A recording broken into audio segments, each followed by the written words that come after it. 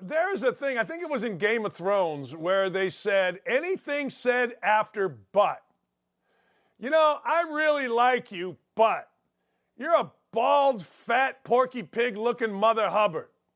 You know what? The Raiders are really good, and I think they should hire Antonio Pierce. But Antonio Pierce was a cheating fool when he was at Arizona and really doesn't know his ass from third base. See, whatever you say before the but doesn't matter. It's after the but that comes into play. A little butt play for you right there. But here's the deal. It's the same thing with all due respect. What'd you say, Dylan? Ricky Bobby. You can't say whatever you want to say to me. Yeah, I can, because I said with all due respect. Tom Brady's daddy, with all due respect, how about you just shut the living hell up? Yeah, let Tom fight his own battles. How about you just shut T-L-F-U. Just shut the living up, with all due respect. Tom Brady's daddy, here's the deal. This is like every daddy that you see. Indiana, we got a daddy here. Chris Cross, whose son, Chris Gunn, his son CJ plays, and is by all accounts a really nice guy for the Indiana basketball team. But his daddy is always on Twitter. And I've said this forever regarding Indiana players, and I'm sure you can take it elsewhere. Mommies and daddies getting on Twitter, being involved in their boys is never good. This goes back to 2008 when Bobby Capabianco was playing at Indiana, and his mommy was all the rage on the message boards and Twitter, and then Bobby Capabianco didn't play well. Well, you know what happened. The mob turned. Bobby Capabianco's mommy had to get off Twitter. She got hurt. Bobby Capabianco ended up transferring. I've said this before. I'll say this again. I won't stop saying it. Every mommy and daddy since at Indiana, it's gone to hell. It's no different in the pros. It's no different. Don't at me about it either. It's no different. Tom Brady had a great career with Bill Belichick. Bill Belichick had a great career with Tom Brady. Bill Belichick decided that he was going to start Tom Brady, and Tom Brady decided he was going to work harder than any human being possible, particularly on his body, and become the greatest quarterback in the history of the NFL. That's the way it went. That's the way it happened. Fast forward, years later, Bill Belichick, without Tom Brady, can't lead blind turkeys to take a dump, and Tom Brady wins a Super Bowl and goes to 2. Dems the berries, which means Dems the facts. Well, all that being said and done, Bill Belichick doesn't get a job. 6 job openings, I think it was 6. 6 titles, the world's greatest, the GOAT, by all accounts, can't get a job. Now, I'm not one of those that believes that he got turned down for all these jobs. I know enough to know what I don't know, and what I don't know is how many times did he say, nope, I don't have full control, I can't be your coach because I want full control. All right, what does this have to do with Tom Brady Sr. and shutting the living hell up, with all due respect? Tom Brady Sr. had this to say about Bill Belichick. Bill is tough. He runs a military system. It's a different generation. Bill is a great, great, great coach. But his interpersonal skills are horrible. Yeah, okay. All right. What are you, Bob Hope? What are you, Bing Crosby? His interpersonal skills are horrible. Why? Because he didn't consult with daddy? That's the bottom line. Wow. How many times has he said, now you can tell this is the bitterness of daddy. This is the I'm going to stick it up your you-know-what in your you-know-what. Listen to this. How many times has he said back in 15 or 16 that he wanted to win without Tommy? I don't know the answer to that, but I'm going to assume he said that a lot. I'm going to assume that if he said it even once, this stuck in the Brady craw, junior, senior. That's what I'm going to assume. When he went without Tommy, he didn't know what he was losing. I'll give you that. I'll give you that. And there are those of you that are going to say, well, what's wrong with that? I'll tell you what's wrong with that. Shut up, Dad. Shut up. That's it. That's what's wrong with that. And I speak from experience. My son, little white dude, walk-on, Michigan. He became head of the bench mob. Next thing you know, Ooh, wait, he's getting into games. Next thing you know, he's on scholarship. Huh. What comes with that? Not all glory. Every little white dude at Michigan thought they were better than him. And maybe they were. Don't know. A lot of criticism. If it weren't for your daddy, he wouldn't have got the job. You wouldn't have got there. You know what I did? I shut up. I didn't say a word. He transfers. He goes to Ohio State, 5th year, because they had a scholarship. Michigan didn't have a scholarship.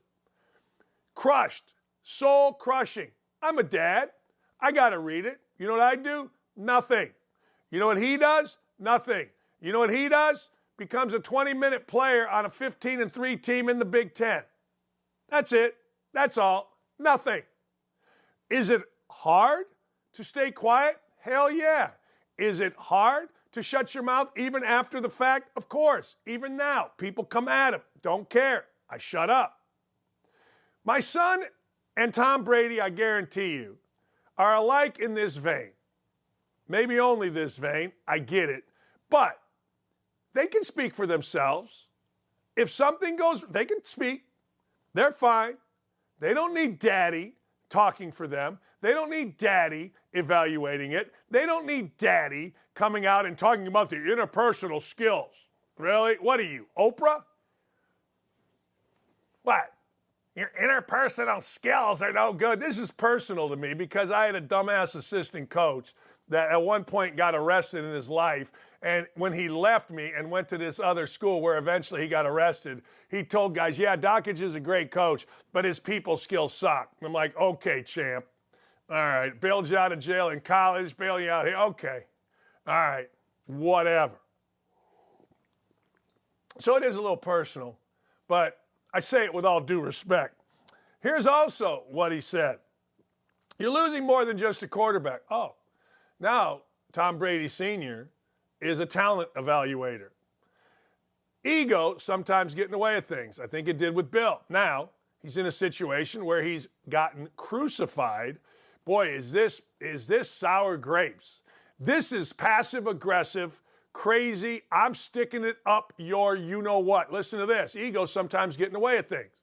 I think it did with Bill. Now he's in a situation where he's gotten crucified for the last few years by everybody. And a lot of luster has come off the rose. Maybe. Maybe.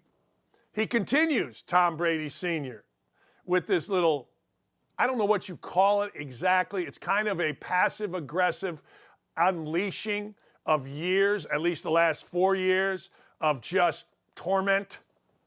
He just said, I made a mistake. He told us that back in September. We don't make all the right decisions, but he's made a hell of a lot of good ones over the years.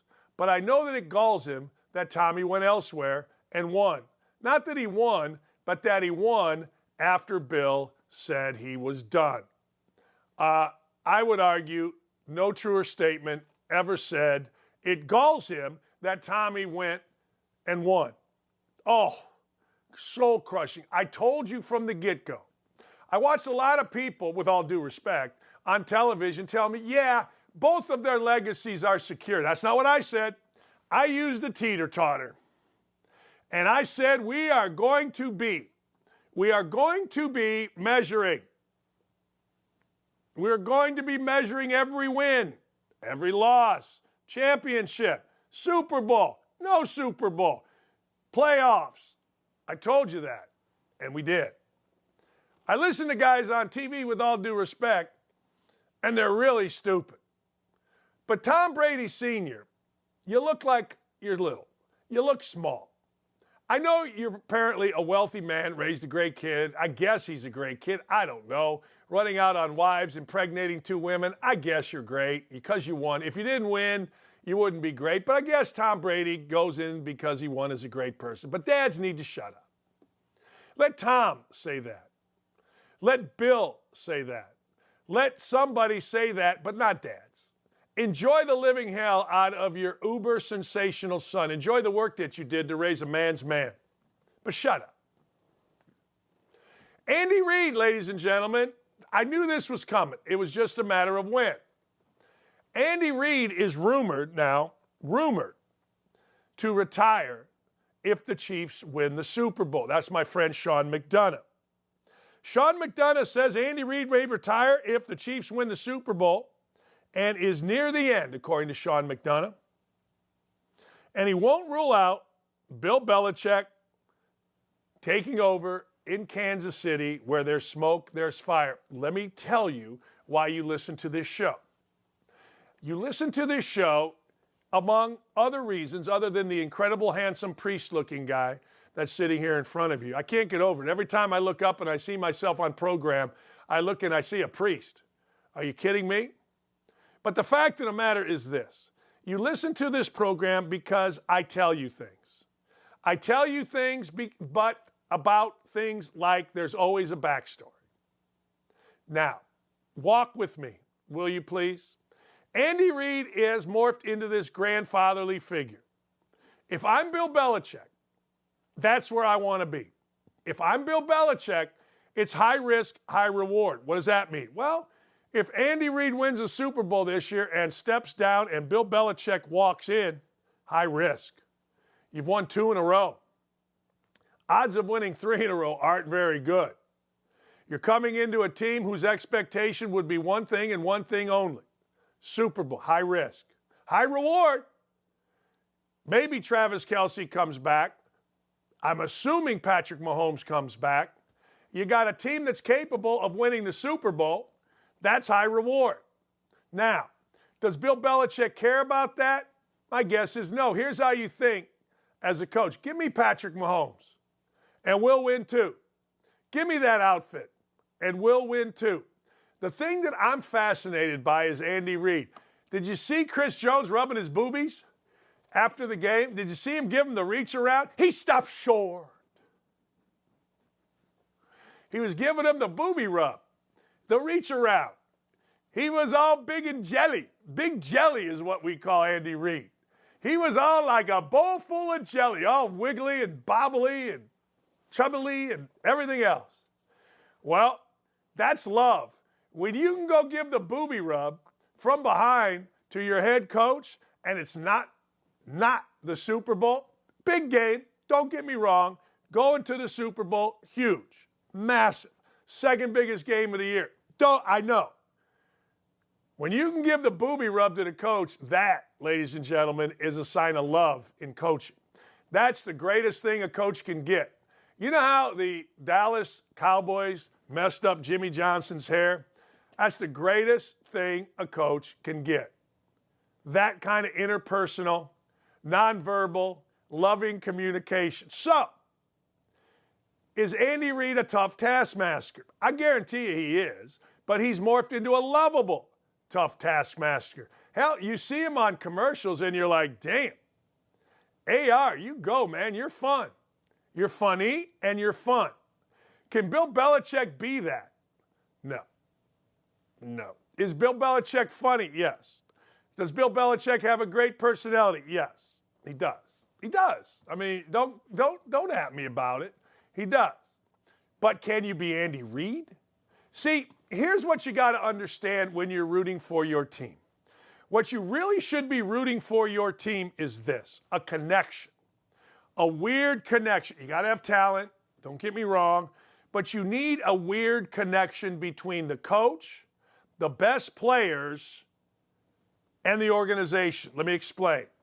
The coach and the best players, I've said this before, I'll say it again. It's historical. It goes back, I first realized it, 1976, Bob Knight. I'm like 14 years old, and I'd heard how horrible this guy Bob Knight is. But I watched for myself. I read Quinn Buckner, Scott May, seniors in college. I read where Buckner would try to slip the practice plan out of Knight's pocket. I watched the sidelines. Buckner and May, they can talk to the coach. They danced after big wins with the coach standing there looking, laughing. And nobody was tougher than Bob Knight, but you got a connection. It doesn't happen when you're a freshman. It happens over years. You get great players connecting to the coach. Really, it came to the forefront when Magic Johnson and Kareem Abdul-Jabbar and the assistant turned head coach Pat Riley made Showtime with the Lakers. Pat Riley is a motivational speaker. He'll go speak. What does he say? Always one of the tenets of Pat Riley is you better get your best players on board with you. You better get them on board. The other guys will follow, but Kareem and Magic had to get on board, and Pat Riley had to get them on board, period. Period. That's it. Well, if you watch the Chiefs, seems like everybody's on board. If you know anything about the Patriots, on board was different. Tom Brady could be coached hard, screamed at, yelled at, fined, whatever. He didn't bitch, whine, and moan. He didn't go like these current idiots go when somebody offends them. I didn't get my disrespect, man. No. So I'm not buying Belichick to the Chiefs, but I'm not buying it. I'm going to be Switzerland here. I'm going to remain neutral. I want to see what the Sam hell is going to happen. Can I see it happening? Oh, yeah. Do I want it to happen? I really don't care. Should Belichick do it? Nah, it's kind of on him. But if you're going to coach, you might as well swim downstream. You don't need to go to Carolina and swim it upstream. You're up here with the Chiefs. You're swimming downstream to screw it up. I would probably take the job. Now, from Andy Reid's perspective, if you know anything about Andy Reid, he's got a jacked up home life. I mean, he's got one kid in jail, one kid committed suicide. I mean, it's a mess. Now, his kids are adults, they're older. The way he's handled it is either really good or it's like, damn, don't you even care? It just depends. Just depends on your perspective. But the fact of the matter is, at some point he is going to retire, and you might as well go out winning 2 in a row. Unless, of course, your job is such that the minute the Super Bowl's over, I'm done. See you next August. You can't find many jobs like that kind of job. So I don't know what they'll do, but I hope Bill Belichick gets back into the NFL. And frankly, because I bet him, and I will always bet him, I hope the Chiefs win the Super Bowl. This is interesting. We must talk about this. We must. We have to. Would you watch an Olympics that was all doped? Now, let me go through it, and I'm going to tell you my solution to the Olympics. Peter Thiel, he's backing a new drug-friendly Olympic game. He has invested in a drug-friendly Olympic contest styled as the modern reinvention of the Olympics. Part of a movement embracing ways science and technology can enhance human performance that critics argue endangers both athletes' health and the sport itself. Well, let's talk about the sport itself. Baseball was dead. D-E-A-D, dead. Dead. Gone. Sayonara. La noche. And then guess what? Don't tell nobody. But Mark McGwire and others, Sammy Sosa, started taking roids like they were Arnold Schwarzenegger back in the Mr. World Championships. I mean, they were pumping it in. Next thing you know, baseball players looked like weightlifters. They were built like brick shithouses, and they were hitting home runs left and right. Sports Illustrated did an unbelievable article the summer of 2000 or whatever the hell it was, and it glorified what was going on at Wrigley Field to the point where I'm in Bowling Green, Ohio, and I got in my car and I drove to Wrigley and went to a game. So don't tell me steroids isn't going to help the sport. Steroids is always going to help the sport. We don't really care in baseball what the guy's doing until after the fact. But while he's hitting home runs, we're getting out of our seat as a dude hits one off an apartment building across the street from Wrigley Field. Who you crapping? But here's the idea. The enhanced game said it will not test athletes for drugs or other performance enhancers at its event. Now, it's not clear when the first competition will take place, explaining if embraces the inclusion of science in sports and is unencumbered by anarchistic legacy systems, meaning archaic systems that don't matter anymore, that are anti-science and stigmatized enhanced athlete. The contest said its aim to be the first international sporting event in history that will require full medical screens on athletes competing to monitor any risks. All right. You know what my first thought is?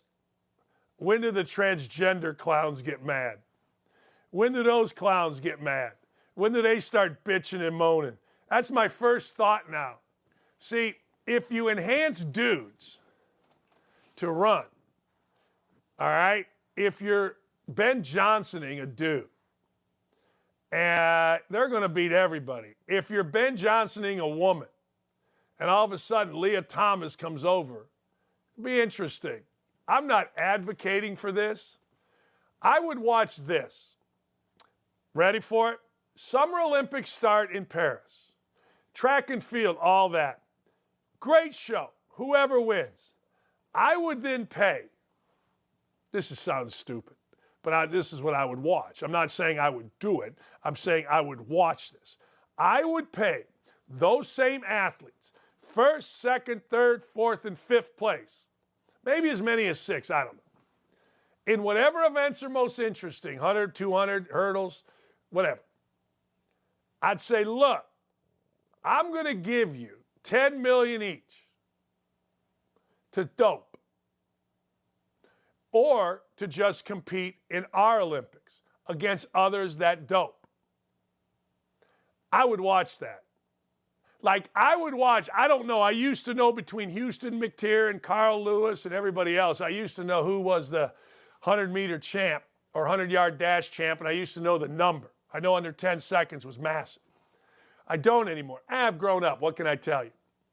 But I would say this. I would watch that. So the 100-meter champ, let's just say for the sake of argument, runs 10 flat in Paris and they win.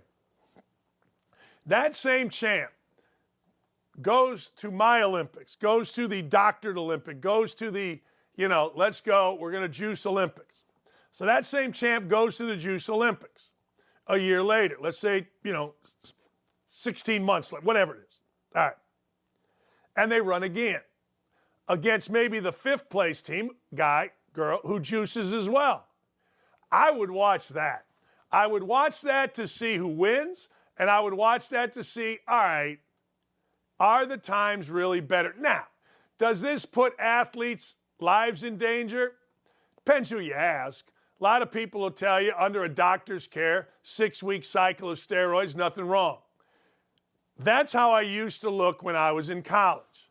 That was what I did. Now, I didn't recommend it for everybody, but that was my body. Now, they couldn't put my real head from 1983 on there because, well, there was too much hair, too much good looking, and women would fall out. But that's what I looked like when I was juicing. I don't know. I think at 61, I would have a better golf swing than that stick, veiny, ridiculous hunk of man. But I got an 8-pack. 1, 2, 3. No, that's 6. Maybe that's 20. That's gross. Get that off my picture, but I do like it. That's pretty funny. But anyway, I say to you, let the dope enhanced run. I'd watch it. Every day. I mean, Micah Parsons, every day. Like every single day, you got to talk. I mean, is it really that important what you say? I mean, is it really, really that important that every single day you must have an opinion on your team, on your players, on the referees, on your coaches? Every day? I mean, give you a chin of rest, as my dad used to say. So here's Micah Parsons. Honest to God, every day this guy, he's talking about the Cowboys, and he's talking about his coaching staff. We were just outperformed, out-schemed. You want to put it? Like they had an answer for everything. And people saying, well, why didn't you just go play linebacker? Because, they said you could stop the run. Well, guess what? The packages are in for me to go to linebacker. There's multiple packages, multiple variations. But I can only play what's called. At what point do you realize, you know what? You got to have guys. And in the NFL, you got to have real guys, like Micah Parsons type of guys. But if you really look at the NFL, is there anybody currently playing right now, left, that does what Micah Parsons does, that makes it always about himself, that tries to create content about himself? I'll give you the one guy, Jackson Mahomes, but he ain't playing. He ain't playing, and he's pretty much neutered. I mean, we don't really hear from Jackson Mahomes. We don't really see Jackson Mahomes. Jackson Mahomes is like a figment of our imagination now. There really isn't anybody. Is there a diva, dumbass wide receiver? I mean, Kadarius Toney's trying to be that guy. He's complaining that he wasn't hurt, but they said he was hurt, and nobody's paying attention because at some point, frankly, you just get tired. You just get tired of listening to guys that just have no basis for anything other than self-promotion, particularly when the leaders of the team, one is, well, both are big on self-promotion, Kelsey and Mahomes, but neither gives off that vibe. They're just living a life. So Micah Parsons says, well, I can only play what they called. So that's a shot. Oh, of course it is. Whatever the call is, Parsons goes on to say, whatever personnel they're putting on, I'm not putting out personnel. I'm not putting out the calls. Nothing's coming from me, so you could put that wherever you want to be or wherever you want to put it, but they're not coming from me. Man. So if I'm a coach, there's nothing you can say as a coach. Let me give you a little coaching 101. Know your position. Know where you stand on the coaching staff and in the organization and with the team. There's three separate things. With the coaching staff, look, I'm shutting up. Dan Quinn, good for you, man. Go to the Redskins. Micah Parsons, good for you. Talk all you want. I'm getting ready for the draft. If I'm a coach, I understand that guy right there. That guy right there makes the big bread, baby. That guy right there is the Gazda. He's on the commercials. He'll be highlighted. He's the guy. But also as a coach, and this is what you talk about not only with the coach, the general manager, assistant general manager, player personnel, scouts. We can't win with this guy. It's hard enough. Remember, we always use this. Brad Stevens, why did Butler go to 2 NCAA title games? Because everybody was moving in the same direction. Everybody was pushing this way. There was no place for a player to go bitch. There was no place for people to backstab the coaches, because whether it was the baseball coaches, the women's basketball coaches, the janitors, the administrative assistants, all the assistant coaches, didn't matter.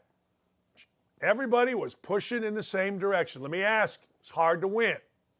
And you got your best player, or at least your most dynamic player, your most publicized player. He's pushing this way. And nobody's going to say it in the Dallas Cowboys organization. Everybody's afraid. If you're Jimmy Jones, I would have to explain that. I would have to explain what I just said to you to Micah Parsons. I'd have to say, yo, dog, look around. Look at the connection of the teams that are left. Look at the connection of the 49ers. Whether it's Brock Purdy, Deebo Samuels, Fred Warner, to the coaching staff to John Lynch to Gabe York, I think is the guy's name, or something York, Jeb York. Everybody seems to be on the same page. Now, during the offseason, relative to contracts, there isn't a person in the organization that doesn't understand we're going to have differences. We're going to have PR. We're going to be talking. It may be divisive. That's the offseason. That's contracts. That's not the offseason with my little podcast, period. Players understand contracts. Players understand what other players have to do to secure the bag. Coaches, assistant, head, They understand too. You got to get the bag. You're trying to get the bag. It's once in a lifetime. You go. But what they don't understand is when you, Micah Parsons, don't play worth a damn in a playoff loss, and you, Micah Parsons, decide to go off on others, that, Micah Parsons, is divisive to your squad. And you got a lot of guys on that squad who are carrying around the yoke of legacy. Shoot, Dak Prescott is carrying around something on his back. You talk about somebody, if he could possibly win, even get to a Super Bowl, would drop a 10,000-pound weight off of his back. That's Dak Prescott. And you're out here hindering that. You cannot cut the guy. You can't. You should. You can't. I wish you would. I wish you would. But you can't. It's impossible. Dude's too good. Dude's too popular. The number 11 jersey sells like crazy. He does make plays. He is a disruptor. He is somebody that, based on talent and intelligence, you can win a Super Bowl with as a leader. But immaturity will crush you. And look around. Just do it. Look around. You know what you're not seeing out of the Chiefs? You know what you're not seeing out of the 49ers? A whole lot of immaturity. You're seeing dudes that are grounded. You see dudes that are appreciative. You see dudes that understand being there. And that's why they're there. That's why they're there. You want to know why the Cowboys aren't there? Because old number 11, at like 18 years old or 23 years old or however the hell old he is, thinks he knows better than everybody. And he doesn't. He doesn't know his ass from third base if you really want to know. But he's got a mic, he's got a voice, he's got a platform, he's got a personality, he's got a following. And I guarantee you every slapdick in his little entourage says, man, you right. You right, Micah. You right, man. Jerry Jones screwing you. You right. Dumbasses. All of them. Unless, of course, you don't care about winning. All right, here's the deal. You know, I like players. I do. I like players. I think they're fine. I'm not big a fan of players. I like Lane Kiffin. I like Lane Kiffin a lot. Lawsuit, Lane Kiffin. Lane Kiffin lawsuit dropped. Remember this fat-ass lineman who went into his office and taped him? Remember all this? DeSanto Rollins. DeSanto Rollins filed a lawsuit against Lane Kiffin. Every swinging you-know-what knew that this lawsuit was going to be thrown out. Every swinging you-know-what. Nobody sided with old Mr. Rollins. Rollins didn't want to practice, so he didn't show up, which you can do now. You can. As a player, you can do that now. It's the way of the world. We care about players and their feelings and blah, blah, blah, blah, blah. So Rollins didn't want to show up. Rollins then taped Lane Kiffin in his office being mad at him, saying you should show up. Rollins taped it. Here's the article. A judge has now dropped a $40 million lawsuit. He's dropped it against Lane Kiffin. Rollins, who is still listed on the Ole Miss roster, alleged in his suit that Kiffin intentionally took adverse action against him on account of race. Yeah, of course. When in doubt, race about. On account of race for requesting and taking a mental health break, but not taking adverse action against white student athletes for the same request. Oh, the suit alleged sexual discrimination on the basis that Ole Miss has not taken adverse action against female student athletes for requesting and taking a mental break. Here's the real truth. The bottom line is the real truth. The suit also claimed Rollins was moved from defensive line to offensive line on the scout team because he refused to enter the transfer portal, and that Kiffin maliciously, deliberately, intentionally, and in blatant disregard for the rights and health of Rollins, verbally assaulted him during a meeting. The suit also claimed Rollins was moved from defensive line to the offensive line. There's it, right there. You want to know what the lawsuit was about? You want to know what the mental health is about? There's your mental health. Man, I ain't doing it. I ain't doing it. I ain't going, no. All right. Kiss my ass. Get out of here. That's pretty simple. It's always a fat kid, too. It's like I say about women yelling at their kid at the supermarket. It's always the big ladies, always looking for attention. So Slim Pickens here didn't want to move. So he took a mental health break. The coaches called him, said, look, you're on scholarship. We gave you days. Now it's time to come in and let's talk to your head coach. Rollins had his little recorder. Kiffin went off. You know what, Rollins? It's mean. I don't like it. I'm going to sue. Yeah, go sue. Cares. It's players. Anybody really care? I mean, do you really care? I know we're supposed to care. We're all God's children, blah, blah, blah, blah, blah. But when I hear these things, I just laugh. And I do not care. Rollins has a scholarship to a great university. Guaranteeing you that Rollins, if he took advantage of that scholarship to a great university, would probably end up playing, would probably end up having a really good career, would probably end up doing some really nice things with the opportunity that he was given. Seems like Ole Miss and SEC football fans take care of their own.